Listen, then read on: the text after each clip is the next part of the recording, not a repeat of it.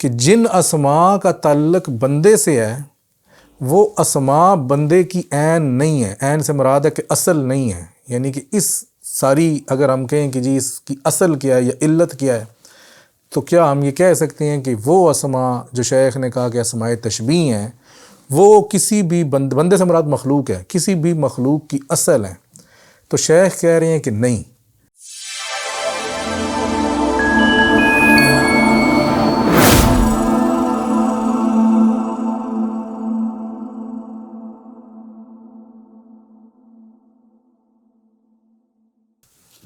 بسم اللہ الرحمن الرحیم. السلام علیکم. ابن العربی فاؤنڈیشن میں خوش آمدید. اپنی فصوص الحکم سیریز میں آپ کو ویلکم کرتے ہیں. آج ہم فصوص الحکم کے فصل آدمیہ کے پہلے جملے اسماء الہیہ کے اعیان کے ظہور، یعنی کہ اسماء الہیہ سے کائنات کے ظہور کی بات کر رہے ہیں، اور اپنی پچھلی 2 ویڈیوز ہم اسماء الہیہ پر ہی بنا چکے ہیں. آج کی ویڈیو میں ہم اسماء الہیہ کا کانسیپٹ سم اپ یا اس کو ختم کرنے کی کوشش کریں گے. اور چونکہ تفصیل سے تو نہیں بتا سکتے، اس وجہ سے بنیادی جو نکات ہیں وہ سارے سم اپ کرنے کی کوشش کریں گے. میرے پاس یہ کتاب ہے اسماء الہیہ کے اسرار و معانی. اس کتاب کے مقدمے میں ہم نے اسماء الہیہ کا ایک جامع مقدمہ دیا ہے، تو اسی سے ہی شروع کرتے ہیں. اور پچھلی 2 ویڈیوز میں ہم نے اسماء الہیہ کی مختلف جہات پر بات کی تھی. اس میں اسماء حسنہ پر بات کی تھی، اسماء کی ابتدا یا اصل پر بات کی تھی، اسماء الہیہ ذات سے زائد وجودی اعیان نہیں رکھتے اس پر بات کی تھی. پھر کسی شخص کے سوال پر یہ بات کی تھی کہ اسماء الہیہ میں حق تعالیٰ کا سب سے پہلا اسم کون سا ہے، اور وہ اسم الواحد الاحد ہے، اس پر بات کی تھی. پھر یہ بتایا تھا کہ اس پہلے اسم کی نسبت اور اثر، مطلب اس کی کیا ڈومین ہے، تو اس میں اعیان ثابتہ بھی آ گئی تھی، اور اعیان ثابتہ کی بھی ہم نے ایک مختصر سی ڈیفینیشن بیان کی تھی. تو وہیں سے آگے لے کے چلتے ہیں. اب ہمارا عنوان ہے اسماء کے اعیان پر اثرات کی ابتدا، کہ وہ اعیان یعنی کہ اعیان ثابتہ، وہ مخلوقات جو عدمی حالت میں حق تعالیٰ کے وجودی حالت کے مقابل تھیں، تو اسماء کا ان سے کیا تعلق بنا، یا اسماء کے ان پر کیا اثرات ہیں، تو اس پر شیخ کیا کہتے ہیں. تو یہ ذرا دیکھتے ہیں. فرماتے ہیں جہاں تک آپ کا یہ کہنا ہے کہ اسماء کی ابتدا کیا ہے، یعنی ان اعیان پر اسماء کے اثرات کی ابتدا کیا ہے، تو یہ سوال 2 امور کا متقاضی ہے.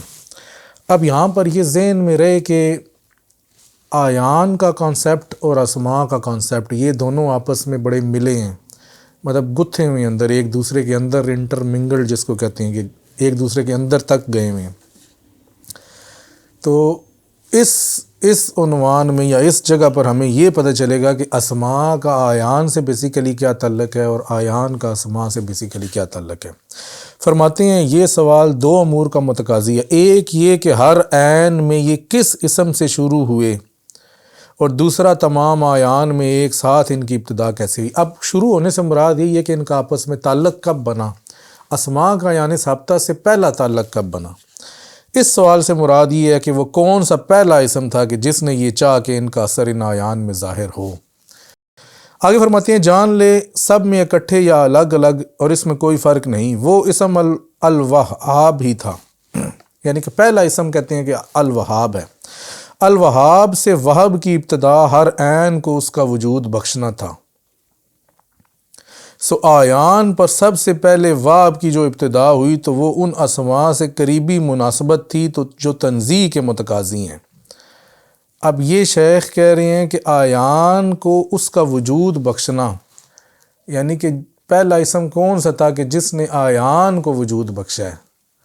یعنی اعیان کی بھی مختلف حالتیں ہیں. ایک حالت وہ ہے جو عین ثابتہ والی حالت ہے، جس میں اعیان دیگر اعیان سے متمیز ہیں. ایک حالت وہ ہے کہ اعیان بھی عدم میں ہیں، یعنی کہ ان کا تمیز بھی ابھی کسی کے علم میں نہیں آیا. تو کون سی ایسی حالت تھی کہ اس حالت سے نکال کے اس حالت میں جب پہلا اسماء کا اعیان سے کانٹیکٹ ہوا تو وہ شیخ فرما رہے ہیں کہ اسم الوہاب سے ہوا.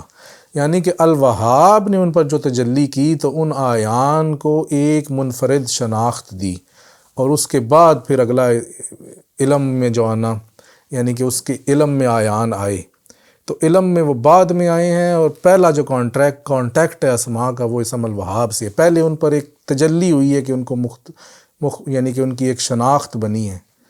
شناخت سے مراد ہے متمیز، اس سے پہلے آیان اپنی ایسی عدمی حالت میں تھے کہ وہ ایک دوسرے سے متمیز نہیں تھے۔ اس کے بارے میں قرآن مجید میں کہ یہ ایک آیت آتی ہے، ویسے تو 2 آیات ہیں، لیکن ایک ہے کہ من قبل ولم تک شیئا، کہ میں نے تجھے پہلے بھی تخلیق کیا جب کہ تو کوئی چیز نہ تھا۔ اب یہاں پر چونکہ خلق کا لفظ بھی ہے تو شیخ خلق کے 2 مطلب لیتے ہیں، ایک تخلیق ہے اور دوسرا تقدیر ہے، اور یہاں پر جو خلق کا مطلب ہے وہ تقدیر ہے، یعنی کہ میں نے تجھے تیری اس عین کے مطابق تجھے ایک ایسی چیز بنا دیا کہ اب تیرے پہ اشیء کا اطلاق ہو رہا ہے، اور اس اشیء یہ وہی اشیء ہے کہ جس کو بعد میں اللہ تعالیٰ نے اپنے اس قول اذا اردنا ان نقول له کن فیکون، کہ جب ہم کسی شے کا ارادہ کرتے ہیں تو اسے کن، یعنی کہ اسے کن کہتے ہیں اور پھر فیکون ہو جاتی ہے۔ تو اسم الشیء کا اطلاق جس پہلی حالت میں ہوا، اور اس اسم الشیء کو جو آگے کن کہا گیا، اور پھر کن کے بارے میں اسم الشیء جو ایک تیسری حالت میں یعنی خارجہ کی صورت میں اس دنیا میں جس کا ظہور ہوا، تو یہ مطلب یہ 3 آیان کی حالتیں ہیں، تو یہاں پر ہم آیان کی وہ پہلی حالت کی بات کر رہے ہیں۔ اچھا، آیان پر سب سے پہلے وحب کی جو ابتدا ہوئی تو وہ ان اسماء سے قریبی مناسبت تھی جو تنزیہ کے متقاضی ہیں، پھر اس کے بعد ان اسماء کی قوت یا حجت کا ظہور ہوا جو تشبیہ کے متقاضی ہیں۔ تنزیہ کے متقاضی اسماء وہ اسماء ہیں جنہوں نے ذات کے لیے ذات کا تقاضا کیا۔ ابھی ہم پچھلی ویڈیو میں بھی بتا چکے ہیں کہ وہ اسماء کہ جن کا تقاضا صرف ذات تک ہی محدود ہے، مخلوقات کی انہیں ضرورت نہیں ہے، وہ اسماء شیخ نے یہاں پر ان کو اسماء تنزیہ قرار دیا، پچھلی جگہ پہ شیخ نے ان کو اسماء ذات قرار دیا تھا، اور وہ اسماء جن کا تقاضا مخلوقات سے ہے یہاں پر شیخ نے ان کو اسماء تشبیہ قرار دیا، پچھلی جگہ اس کو اسماء مرتبہ قرار دیا تھا۔ جبکہ وہ اسماء جو تشبیہ کے متقاضی ہیں ان کا تقاضا ذات کے الہ ہونے کی حیثیت میں ہے۔ اسماء تنزیہ اب یہ ہیں الغنی، الاحد، یا جو صرف ذات سے منفرد ہوں، جبکہ اسماء تشبیہ یہ ہیں الرحیم، الغفور، یا ہر وہ اسم جس سے حقیقتاً بندے کا اتصاف ممکن ہو۔ یہ ہم پچھلی ویڈیو میں سارا کور کر چکے ہیں کہ اسماء کی 2 کیٹیگریز کیا ہیں، یہ اس حیثیت میں کہ بندہ اس کا مظہر ہو، یہ نہیں کہ وہ اس کی عین ہو۔ اب یہ ایک اہم جملہ ہے کہ جن اسماء کا تعلق بندے سے ہے وہ اسماء بندے کی عین نہیں ہے، عین سے مراد ہے کہ اصل نہیں ہے، یعنی کہ اس ساری اگر ہم کہیں کہ جی اس کی اصل کیا ہے یا علت کیا ہے، تو کیا ہم یہ کہہ سکتے ہیں کہ وہ اسماء جو شیخ نے کہا کہ اسماء تشبیہ ہیں وہ کسی بھی بندے سے مراد مخلوق ہے، کسی بھی مخلوق کی اصل ہیں؟ تو شیخ کہہ رہے ہیں کہ نہیں، اسماء جو ہیں وہ اصل نہیں ہیں، ان کا تعلق بندے سے صرف اس حیثیت میں ہے کہ بندہ اس کا مظہر ہے، یعنی کہ اس مظہر میں ان اسماء کے اثرات کا ظہور ہے، یہ نہیں کہ وہ اس کی عین ہو، کیونکہ اگر وہ اس کی عین ہوگا تو بندے کو بھی غنا حاصل ہو جائے گا، جبکہ اسے اصلاً غنا حاصل نہیں۔ یہ تو بات توکل میں بھی آتی ہے کہ اگر اسماء الہیہ بندے کی علت ہیں تو پھر بندے کو ان اسماء کی تمام پاورز بھی ملنی چاہیے، یعنی کہ جو اس اسم کی پاور ہے وہ بندے کے پاس بھی ہونی چاہیے، اور اسماء جو بیسیکلی ہیں وہ تو ذات کے مراتب ہی ہیں۔ اگر اسماء ذات کے مراتب ہیں تو بیسیکلی تو ذات کی تمام جو بھی پاورز ہیں وہ اس بندے کے پاس، بندے سے مراد مخلوق ہے، اس کے پاس ہونی چاہیے، تو وہ تو نہیں ہے۔ بندہ یا مخلوق تو بالکل مطلقاً محتاجی میں ہے، اور اگر وہ مطلقاً محتاجی میں ہے تو اس کا مطلب یہی ہے کہ اسماء جو ہیں اس کی اصل نہیں ہے، اسماء کا تعلق جو ہے وہ اس آیان سے ان کے مظاہر میں اثرات کا ظہور ہے۔ ہم اس کو آگے تفصیل سے دیکھیں گے، فصوص میں یہی چیز بار بار ریپیٹ ہوگی۔ آگے فرماتی ہیں جب یہ آیان جو کہ مظاہر ہی ہیں ان اسماء سے متصف ہوئے، مثلاً غنا سے، اور انہیں غنی کہا گیا، تو اس کا معنی یہ ہوا کہ یہ متصف آیان غنا باللہ کی بدولت دیگر آیان سے غنی ہو گئے، یہ اپنی ذات سے غنی نہیں۔ ہر اسم تنزیہ اسی طرح ہی ہے، یعنی کہ ان کے پاس کوئی مطلقاً پاور نہیں آ گئی، اسم کی بدولت جو ان کو تھوڑی سی چیز ملی ہے تو اس کی وجہ سے وہ دیگر سے جو ہے وہ متمیز ہو گئے یا غنی ہو گئے، یا جو صفت بھی ملی اس صفت کے حامل ہو گئے۔ علم کی صفت ملی تو دیگروں کے پاس نہیں تھی، دیگر آیان یعنی دیگر مخلوقات کے پاس نہیں تھی، وہ جاہل رہ گئیں، یہ کوئی شخص عالم ہو گیا۔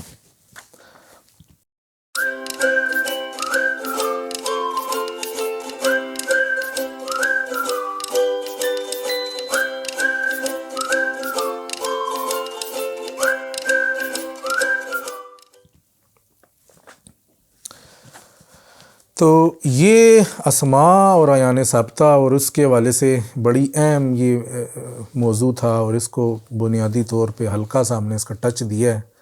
ابھی اس کو ہم آگے لے کے چلتے ہیں اسماء کی دیگر۔ اب ہم اسماء کی اقسام پہ بات کرتے ہیں۔ یہ ہم پہلے بھی اس کے اوپر کئی ویڈیو بنا چکے ہیں، اور یہ آسانی سے سمجھ میں آ جاتی ہیں، تو اس کو ہم صرف اشارہ کریں گے۔ شیخ فرماتے ہیں اسماء کی 4 اقسام ہیں۔ پہلی قسم ذات پر دلالت کرتی ہے، یہ اسم علم ہے۔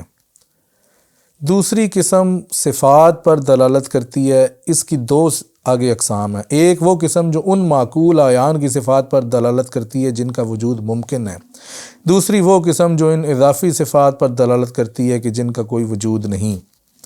تیسری قسم اسماء افعال ہیں، یعنی کہ جو افعال پر دلالت کرتے ہیں۔ چوتھی قسم وہ مشترک اسماء ہیں جن کی دلالت ایک رخ سے صفت پر ہے، ایک رخ سے فعل پر ہے، ایک رخ سے تنزیہ پر ہے۔ اس کے بعد پھر آپ نے اسماء ذات کی تفصیل لکھی ہوئی ہے، اس کی ضرورت نہیں ہے۔ اسماء صفات کی بھی لکھی ہوئی ہے، اس کی بھی ضرورت نہیں ہے۔ اسماء افعال، اسماء اشتراک سب کی لکھی ہوئی ہے۔ اور اگر کسی شخص کو اس کے بارے میں تفصیل چاہیے تو وہ شیخ اکبر کی کتاب انشاء الجداول والدوائر کو دیکھ لے۔ وہاں پر شیخ نے ایک پورا ٹیبل بنا کر اسماء ذات کے بھی پورے نام لکھے ہوئے ہیں، بتایا ہے کہ کون سے ان میں اسماء ذات ہیں، کون سے اسماء صفات ہیں، کون سے اسماء افعال ہیں۔ آپ یہاں پر ایک ٹیبل کو جو ہے وہ تھوڑا سا دیکھ سکتے ہیں۔ تو یہ جو اس کی باقی تفصیل ہے یہ آپ کو انشاء الجداول یا انشاء الدوائر میں ملے گی۔ اس کے بعد آپ نے فرمایا قرآن مجید میں جو اسماء حسنہ آئے ہیں اس کی تھوڑی سی تفصیل ہے، اور اس میں وہی اسی حدیث کا ذکر کیا ہے کہ جس میں وہ 99 نام آئے ہیں۔ اسی حدیث کے اوپر شیخ نے یہ کتاب لکھی ہے کہ جس میں اسماء الہیہ کے 99 اسماء کی بات ہے، اور ہر اسم کے حوالے سے پھر شیخ نے کچھ نہ کچھ اس کی تفصیل بیان کی ہے۔ تو یہ اسماء الہیہ کے اوپر ایک مختصر سی ہم نے 3-4 ویڈیوز بنائی ہیں۔ ابھی اسماء الہیہ کا جو ہے یہ چل رہا ہے، اور اس کو اگر ہم مزید اس کو دیکھیں تو اسماء الہیہ سے کائنات کی ابتدا، مطلب اب یہ آگے اسماء الہیہ کے تقاضوں کے اوپر آئے گی، پھر ظہور اعیان کے اوپر، اور یہ باقی چیزیں آئیں گی، لیکن ابھی فی الحال ہمیں ضرورت نہیں ہے کیونکہ یہ تو اسماء کے اثرات کی بات ہے۔ ابھی ہم اسماء کی اصل پر تھوڑی سی دیکھ رہے تھے کہ وہ کیا ہے۔ تو یہ ویڈیو جو ہے اب اس میں اسماء تک تو ہم نے بنیادی جو اس کے نکات ہیں وہ کور کر دی ہیں۔ آگے جیسے جیسے ہم بڑھیں گے تو پھر ساتھ ساتھ وہ چیزیں آتی جائیں گی۔ اپنی نیکسٹ ویڈیو میں ہم لفظ مشیت پہ تھوڑا سا غور کریں گے، کیونکہ پہلے جملے میں ہی شیخ نے مشیت کا لفظ استعمال کیا، تو کوشش کریں گے کہ مشیت کے کانسیپٹ کو بھی سمجھیں۔ تمام دوستوں سے گزارش ہے کہ کامنٹس میں کچھ نہ کچھ بتایا کریں کہ اسماء کے حوالے سے یا باقی جو بھی ویڈیوز چل رہی ہیں اسی ویڈیو کے کمنٹ میں بتایا کریں کہ آپ کو اس میں سے کچھ نہ کچھ مطلب سمجھ میں آ رہا ہے کہ نہیں آ رہا۔ اس کی وجہ یہی ہے، اس کی وجہ ہے کہ ہم تو پوری کوشش کرتے ہیں کہ بیان کر دیں، لیکن ہو سکتا ہے کچھ نہ کچھ نکات ہمارے پھر بھی رہ جاتے ہوں، تو کوشش کیا کریں کہ ویڈیو میں بتا دیا کریں۔ پھر پچھلی ویڈیو میں جن دوستوں نے کامنٹ کیے ہیں اور فیض اقدس اور فیض مقدس کی بات کی ہے ایک دوست نے، تو وہ انشاءاللہ ہم اسی مقام پہ اس کو ذکر کریں گے کہ جب اس کا فصوص میں ابھی اسی پہلے صفحے پہ آئے گا تو تبھی دیکھیں گے کہ فیض اقدس کیا ہے، اور فیض مقدس جب آئے گا تو تب دیکھیں گے۔ تو ابھی فی الحال جو ہے اس ویڈیو کو ختم کرتے ہیں اور آپ سے اجازت چاہتے ہیں۔ السلام علیکم ورحمۃ اللہ وبرکاتہ۔